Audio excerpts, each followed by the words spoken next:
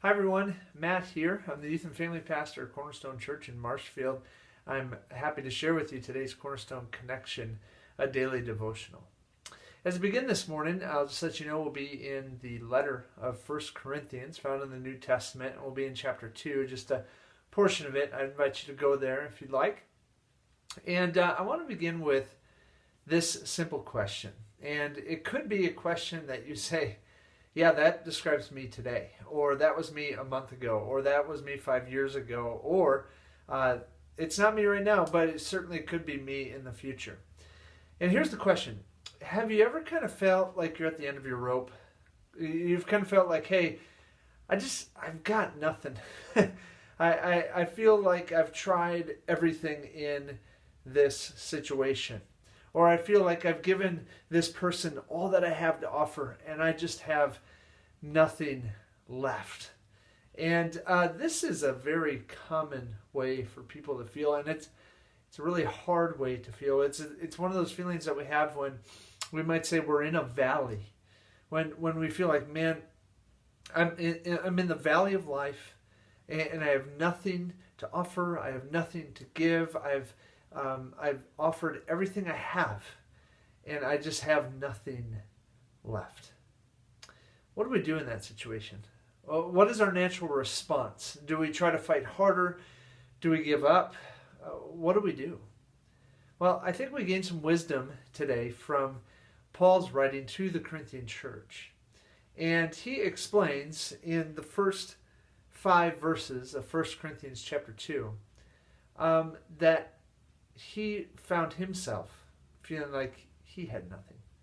And actually, what we can find out sometimes is that when we realize we have nothing and we go to God with nothing, he can do incredible things. So let's see what Paul writes here in 1 Corinthians chapter 2, starting verse 1.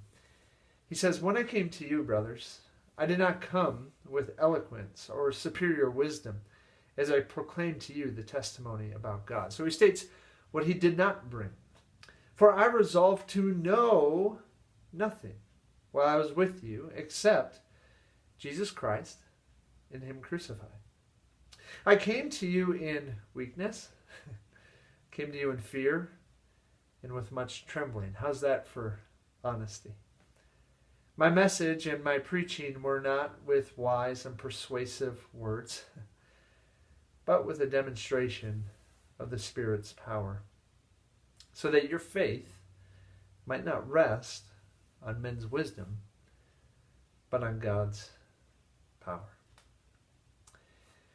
Friends, maybe your situation is different than Paul's. Maybe you're not a missionary going to a distant people to share the gospel. Maybe you are. But perhaps you're trying to bring healing to your marriage. Perhaps you're attempting to reconcile with a child, an adult child perhaps, or resolve a conflict with your teenager. Maybe there's an issue at work that you're working through. I don't know what it is. But I know, speaking from my own experience, and a lot of times when I find myself in difficult situations, when I find myself in the valleys of life, I usually try to figure things out on my own. I usually look around for what I can grab and hold on to, and what can help me through the situation, and what wisdom do I have, and what resources do I have that I can use in order to get me through this valley. And so today, as I just read these 5 verses and I consider how Paul was dealing with fear, and he knew he was weak, and he knew he was so fearful that he was trembling to go to these people, his resolution is what is so striking. He says, "My resolution, I resolved to know nothing while I was with you except Jesus Christ and him crucified."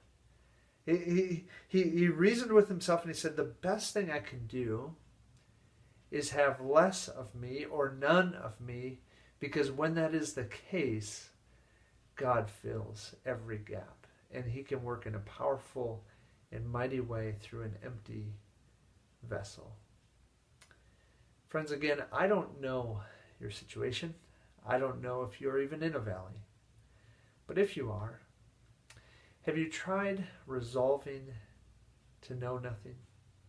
Have you tried resolving to bring nothing?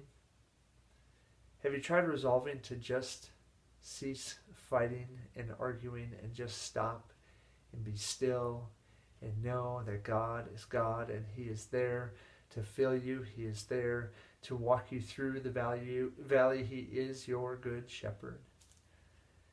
Have you resolved to that point yet? If not, let me encourage you to do so. Let me encourage you to bring nothing to the table and allow God to provide exactly what you need and what the people around you need as well. Have a great day, friends. We'll see you next time on the Cornerstone Connection.